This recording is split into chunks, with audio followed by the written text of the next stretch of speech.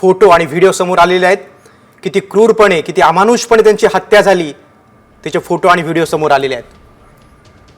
आरोपींच्या भावना मेल्यात असं आमदार जितेंद्र आव्हाड म्हटलेलं आहे। जी हत्या झाली आणि ज्याला खरंच न्याय मिळणं गरजेचं होतं, मी माणुसकीच्या बाजूने उभा राहिलो।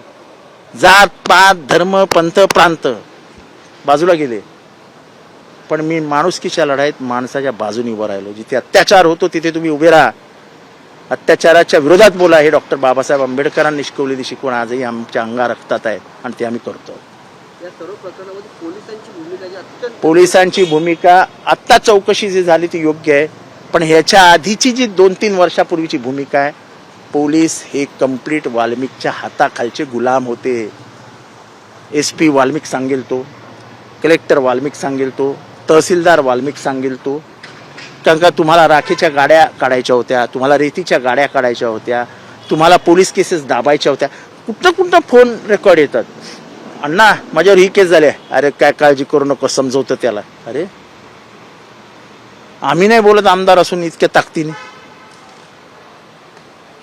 एक असा पण मुद्दा आलाय की जर तो आडवा आला तर त्याला आडवा करा, असं कॉलमध्ये नमूद पण झालं आणि ते चार्जशीटमध्ये देखील हे केलंय। त्या चार्जशीटमध्ये हे पण लिहिलंय ना की हे संपवा नाहीतर आपण संपू, आलं ना?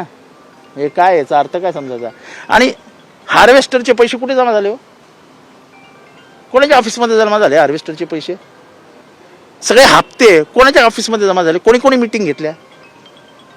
असं आहे की या गुन्ह्यांचा डंब टिंब टिंब टिंब टिंब टिंब टिंब जोडत चला तर तुम्हाला स्टेट दिसेल की या प्रकरणी मागची प्रमुख भूमिका कोणाची आहे।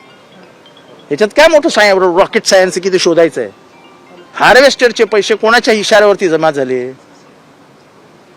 आवादाकडनं जे काही हप्ता घेण्यात आला त्या हप्त्यामध्ये मध्यस्थी कोण करत होतं? कोणी कोणाला फोन केले?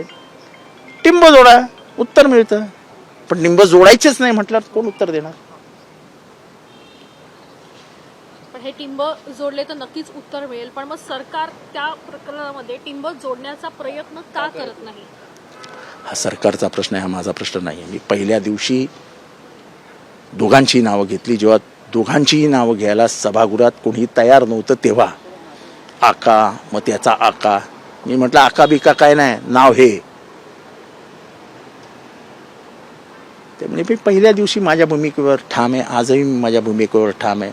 सरकारने सरकारचा निर्णय घ्यावा, नाही तर महाराष्ट्राच्या मनाने आज निर्णय घेतला। आज हे फोटो बघून घरातल्या प्रत्येक घरामध्ये 2 अश्रू पडले असतील, प्रत्येक घरामध्ये 2 अश्रू पडले असतील। आव्हाड साहेब, मागील काही काळामध्ये जे नामदेव शास्त्री आहेत त्यांनी एक विधान केलेलं होतं की आरोपींच्या मानसिकतेचाही विचार करा, आणि आता ही मानसिकता समोर आलेली आहे। जाऊ द्या, आता मला त्या नामदेव शास्त्रींबद्दल बोलायला लावू नका हो, जाऊ द्या, नामदेव शास्त्रींना बाजूला ठेवा। अशी कोण शास्त्री बिस्त्रींचं ऐकायला कोण तयार नसतो।